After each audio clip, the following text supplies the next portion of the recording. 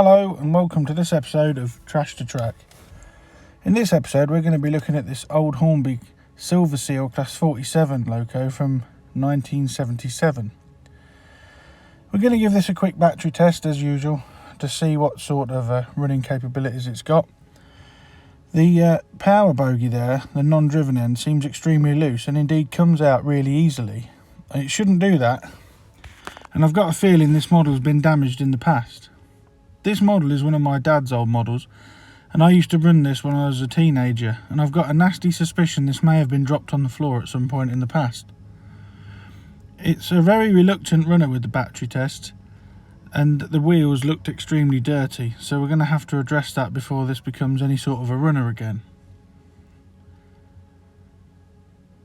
This loco really didn't like the old battery test. It wasn't willing to move at all. Looking at the model, before we take the body shell off, you can see there's a body side window missing there, and also on this end the coupling's missing, and the buffer beam's been replaced with this Helgen item with buffers, but it's left two holes in the body shell and the paint hasn't been touched up. And as I said, this bogey on the rear here is smashed, so I believe this may have been dropped on the floor in the past. So let's take it apart and see what we can do with it. To remove the body shell, all you do is release the 4 clips in each of the corners where the doors are, and the body shell should just lift off. Yes, as I suspected, this has been rewired, and my teenage soldering and wiring skills leave a lot to be desired. This cab glazing is very loose as well, so I'm going to remove that so we don't lose it. The other end is securely glued in. As you can see there, the head codes have been reversed in the model so that it could have the domino lights fitted. Testing the Silver Seal early ring-filled motor, it does seem to perform well with the battery test, so the wheels must be quite dirty, if not the pickups are. There's a additional weight there that's being blue tacked into the die-cast chassis. I'm going to start by clipping these wires, as it will all need rewiring in the end anyway, and I'm going to remove these as the solder joints aren't the best. To remove the power bogey, you have to undo these 2 screws, and the bogey and motor assembly drops out through the bottom of the chassis plate. It is quite a fiddly design, and I'm not sure why Hornby pursued with this. The much later design of ring-filled motors with the clip-in bogies is much better. Looking at the bogey frame, you can see there that it's actually snapped, so I'm going to have to repair this later. So that's both bogies that are damaged, confirming my theory that this was at some point in the past dropped on the floor. They're not readily available as spares either, so I'm going to have to try and repair what we have. Again, testing this old Silver Seal motor, it does seem to run fairly well, although they don't seem to run very well when you digitally fit them. So what I'm going to do with this model is I'm going to remove all the remnants of the old wiring, and I'm actually going to use a CD motor replacement from Strathpeffer Junction on eBay. These come with 3D printed parts, making a motor conversion a very simple task. We're also going to DCC fit this model with an AE Models decoder. I'm going to get a plastic tub to put all the parts in, as they're brass screws, they're not magnetic, so the magnetic tray's out in this one again. And I'm going to keep all the motor parts in my parts bin for spares in case I need them for any future projects.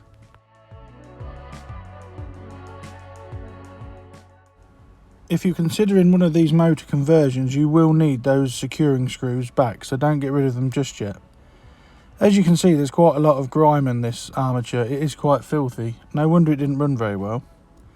To remove the motor, you need to remove the wheels off the chassis block. So we're going to prise the wheels out gently, and when we refit these later on, I'll use a digital caliper just to make sure the back-to-backs are correct for running. The wheels on this are particularly worn, and the plating's all come off, so I'm going to look for replacements in my spares bin, and we'll see what I can find later on. There's a lot of grease and grime on this, and as you can see, that brown stuff there is years old remnants of the grease that was probably on this model when it was brand new in 1977. Releasing the wheels lets the whole motor unit drop out, and I believe these motors originated with Fleischmann back in the 70s. And then we remove that spring clip there to release the last of the gears, and then we can clear this motor block up using some WD-40 contact cleaner. The grease buildup and the crud buildup is quite bad, This model has seen some use over its time. Placing the motor block there on some blue paper, I give it a liberal coating of contact cleaner, that is when I can get the nozzle to line up, and then leave it to do its magic and then wipe it off, ensuring that all the grease and crud has been removed before we start putting the new motor in.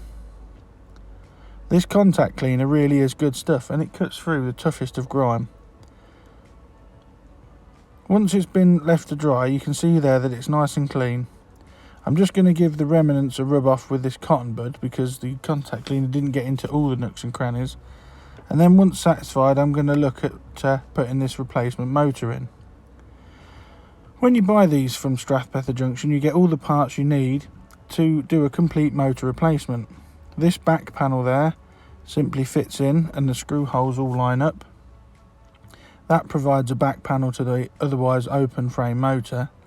And then this CD drive motor simply push fits into this 3D printed housing with the wires through the provided hole there, and then you can screw that in place, making sure that everything is aligned correctly.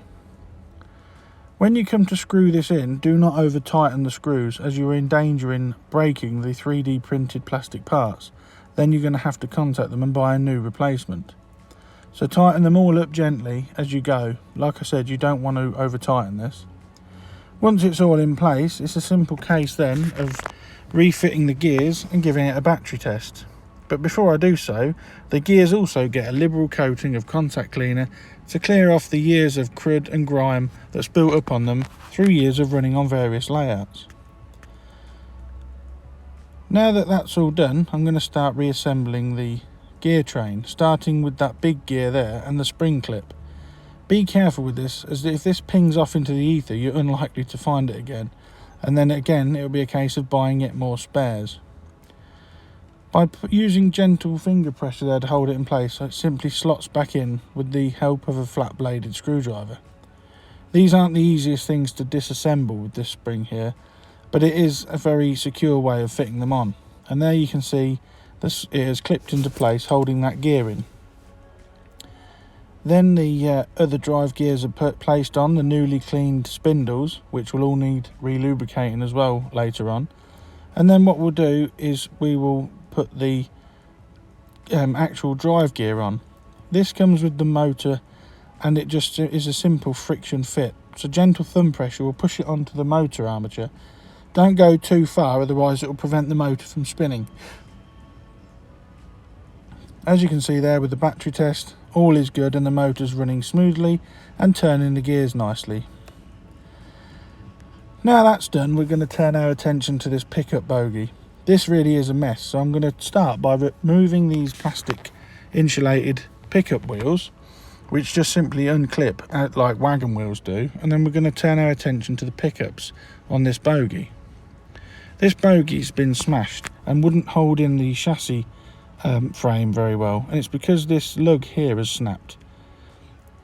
Removing the old wires proves that the solder joints had gone quite dry, and they come off cleanly. My teenage soldering skills weren't the very best, but we've all got to start somewhere, and this model was obviously one that I practiced on many years ago. Now we're going to clean the bogies up using a cotton bud and some methylated spirits, and it shows just how much crap there is on these bogie frames. This is one dirty diesel.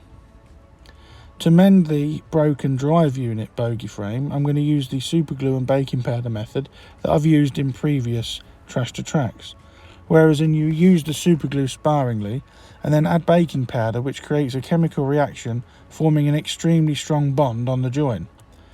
I've seen other modelers do this and also die-cast restoration people, and it is a very good method to ensure a very strong super glue bond. There you can see now once it's dry it's very strong, and I just dust off the rest of the baking powder using a stiff old paintbrush.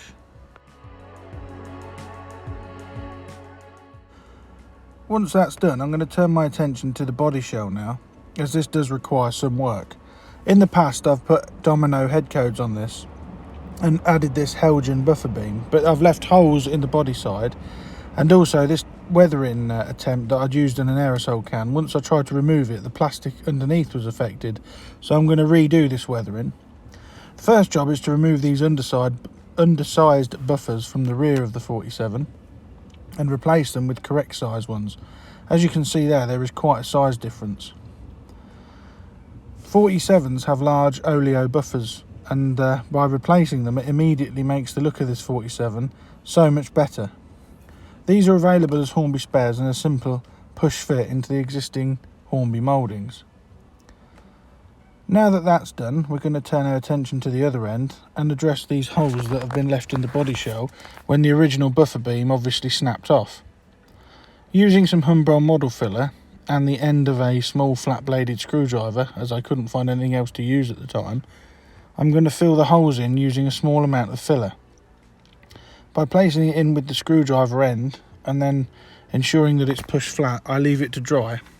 I also smooth it off on the inside, as otherwise you will end up with lugs of filler sticking into the body shell that could hamper the progress of putting the chassis back on, but we'll come to that later on. I'm going to leave that filler to dry now, and I'm going to look at repairing this pickup bogie. The pickups there are quite badly damaged, and when I'd soldered them in the past it's melted the plastic there that holds them in. Using my wife's toothbrush again, I'm going to dip it in some mess and just give this a good scrub, as this is absolutely filthy.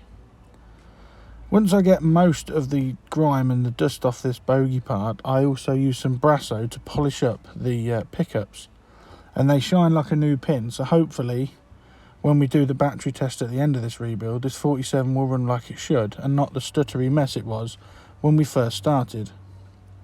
I clean all the brass parts with this Brasso and cotton bud, as I've got to solder some wires onto this later on when we DCC fit it, and the cleaner this brass is, the better.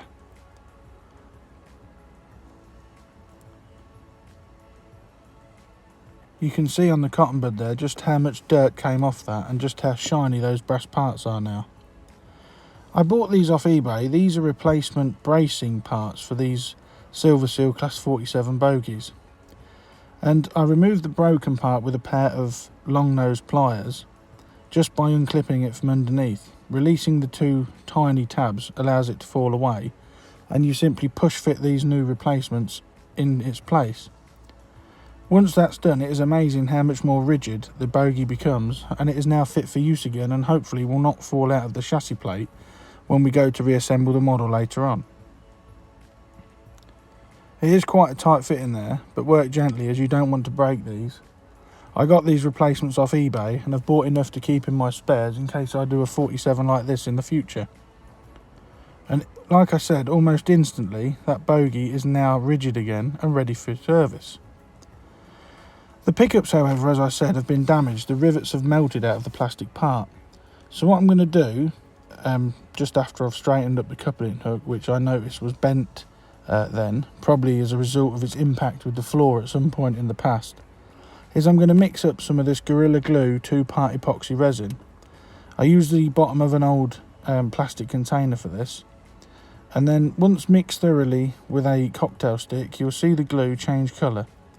Once it's got into this state, you've got about 15 minutes before it becomes unusable, so use it quickly, otherwise you're just going to waste the product. Using a cocktail stick, I add some onto the underneath of where the rivets used to go, just to hold the pickups in place for the future. They were held in place slightly by that new clip, but not enough that I was satisfied that they'd stay where they were. So placing some glue on the underside, I also put some over the top. Whilst doing this, I inadvertently glued the chassis bracing part back into place, but I'm hoping I won't have to remove this anytime soon. That was a bit of oversight on my part, so if you do this, try and be a bit more careful. Now that the filler has dried, and I've used some wet and dry to smooth it off, I'm going to give it an undercoat of white paint with a brush. And here you can see me using Tamiya white, just so when I put the yellow on, it blends in a bit more. I also have to put some white along the bottom of the body shell there, where the yellow paint has been rubbed off when I glued this buffer beam into place. Rail match yellow doesn't match the yellow on the Hornby model, so I had to mix some myself. But one thing I did do before that was I got a tiny size 00 brush. I'm just going to paint in the tail lights there, just to give them a tint of red to make it look a bit more realistic, as they wouldn't be yellow in real life. The red lenses would show through. As I said, I was mixing up some yellow to try and match that, and I got it almost there, but not quite. So I gave it a couple of coats, the first light yellow coat and then this one. On the camera it does look like quite a good match, but when it dried it was slightly off. But I'm hoping that when I do the weathering job again afterwards, it will all blend in and look the part. Work slowly with a brush and try and blend it in as much as you can. It doesn't look that good on this camera angle here. It does look like quite a different colour, but to the naked eye it wasn't that much of a glaring difference. The lines on the Hornby 47, which are only there as a painting mask for the two-tone green model, really don't help with this, as they seem to highlight the join. Now, as I said, I'm going to tone down the weathering I did as a teenager out of the aerosol can by using my airbrush. First off, I'm going to blast some roof dirt onto the bogies using a low pressure. I'm not using any gloves in this because I thought if this goes wrong or it doesn't look very good, I was going to repaint the entire model back into BR blue and it would have become more of an overhaul. I also give the roof a quick blast of roof dirt as well, just to tone down that waxy blue finish that is on these Hornby 47s. Once that had dried, I mixed up some frame dirt and gave the front a quick spray using an old envelope to mask the yellow panels. And then I also gave the body sides a good coating, as well as toning down the chassis and the bogies as well.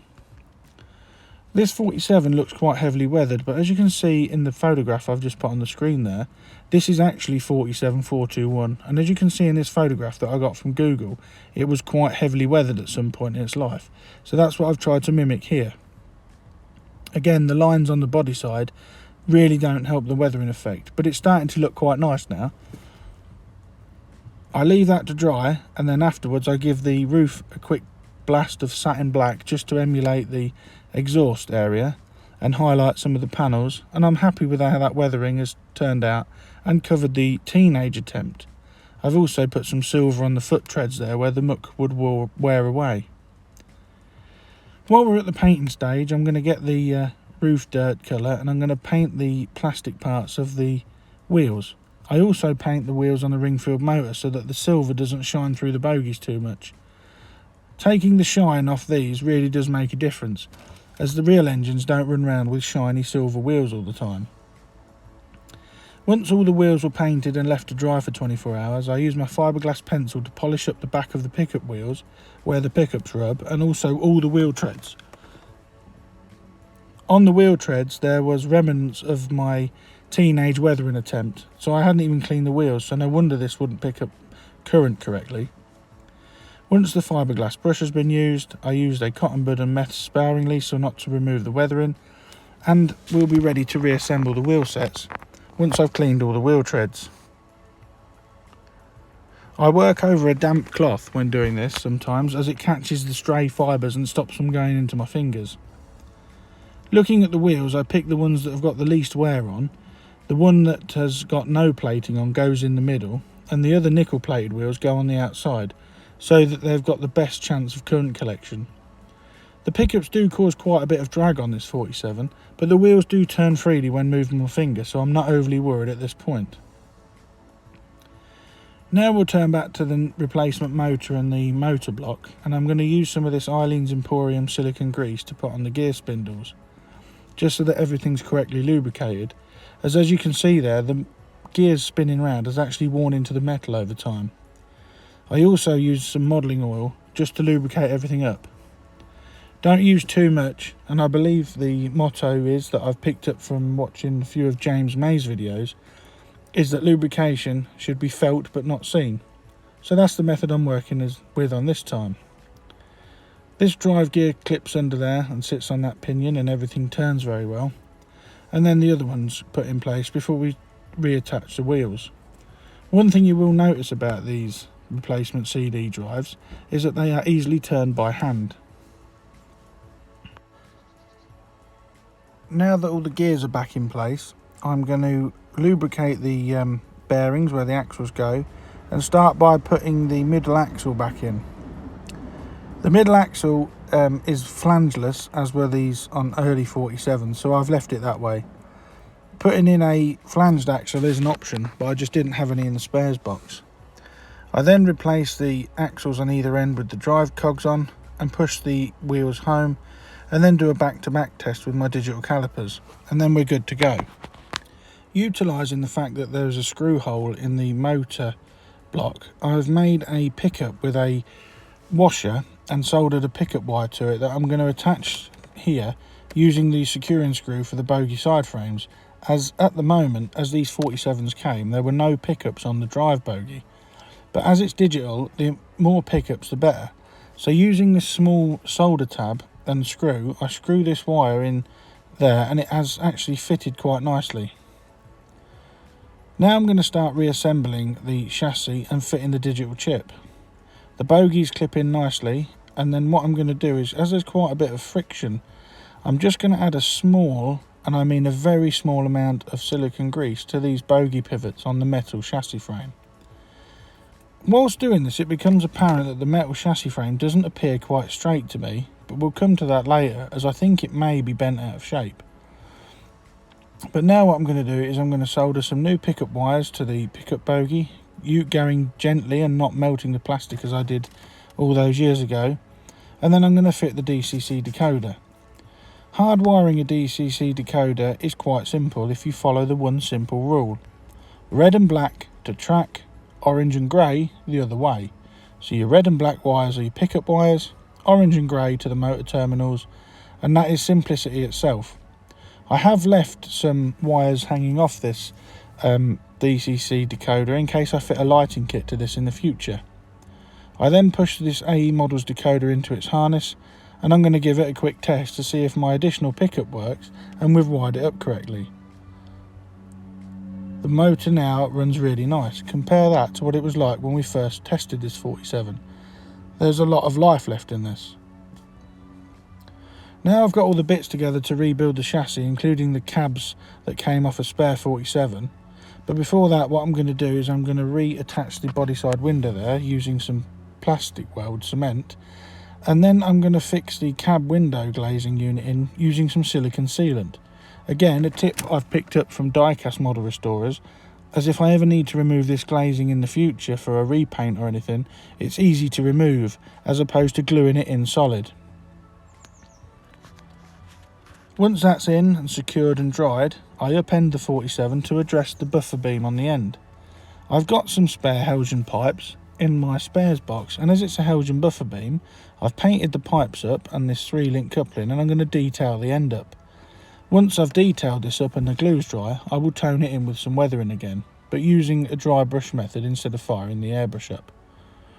I fit the air pipes and the vacuum pipe, and I also fit an ETH cable and receptacle, as this is a 47-4 which was fitted with ETH in real life. ETH, for your non-railway folk out there, means electric train heating, which powered the electric train heating and air conditioning in 1970s and 80s rolling stock. And the ETH receptacle is easily seen there, as it was painted orange on most locomotives. Now that that's in place, I think you'll agree that this buffer beam on a Hornby 47 looks quite nice, as do the painted tail lights, as you can see there. Now, try as I might, but when reassembling this model, this body shell would not go on with the cabs in place. The cabs on the original were missing, and these were replacements off an old 47 body that I bought from the model shop. But I just could not get the chassis to clip onto the body shell correctly. It just kept popping off one end. Initially I thought it was the cabs themselves, so I trimmed them down and tried again, but it made no difference. What it appeared to be was, inside the body shell is a lip where the Helgen buffer beam has been glued. So what I did was, I took the cutting disc in my Dremel and I gently cut off about 3mm off the end of the chassis frame there. This probably wouldn't be the first thing that other people would do with this, but upon investigation and using a flat edge, it appears that when this model was dropped, the metal chassis was bent out of shape. Therefore, it won't go back in the body shell with the cabs in place. I could have attempted to strain it out, but I risked damaging it and snapping it, and then I would have been in trouble. So, cutting off the end there, about 3 or 4mm of stuff, the body shell will now fit back in place nicely, albeit without the cabs. But when the loco is running, you can't really tell that the cabs aren't there. Now it's all reassembled, let's remind ourselves what we started with at the start of this rebuild. My dad's 47 that I'd obviously dropped as a teenager and tried to repair and also weather with an aerosol was not a very good runner at all and had seen better days. It looked decidedly dodgy, it had the dodgy pickups, the wheels were absolutely filthy, the motor was caked in dirt, and there was an aerosol splatter on the side which was an excuse for weathering. And this is what she looks like now. She's had a proper weathering job, a brand new CD replacement motor, all the wheels have been cleaned, she's been rewired, the buffer beams have been detailed, the correct size buffers on the end there, and the coupling straightened out. And apart from those body side lines that we can't really help without rubbing the entire body down, it looks quite nice. We have reactivated this 47 from the trash bin and reactivated it to the track. I am really happy with how this 47's turned out. So now let's have a look at it running around the layout with some blue and grey Mark II stock. The CD replacement motor really does run nice on DCC, although you do have to adjust certain CVs on certain decoders to get it run smoothly. The weathering job has set this 47 out and it really does look the part, and for a budget model which you can pick up at toy fairs, it really isn't going to break the bank if you want to do this. The replacement motors are £13 from eBay. If you've got a model you'd like to see featured on Trash to Track, please email me on the email address on screen or contact me through my Facebook page of Dan's Model Railways. Thanks for watching Trash to Track again. Please like, share and subscribe. If you're a new viewer, check out my previous episodes and there'll be more content coming on the channel soon. I'll catch you in the next one. Bye for now.